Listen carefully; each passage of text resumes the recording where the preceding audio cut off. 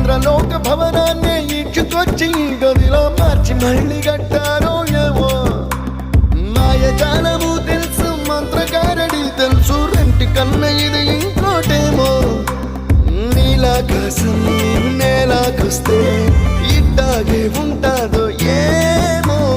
ఈ సంతోషం దాచాలంటే హృదయాలు ఓ వంద కావాలేమో ఇంతందంగా ఉంటుందా ఈ లోకం ఇన్నాళ్ళు ఈ మనసుకి తెలియాలేదే పాపం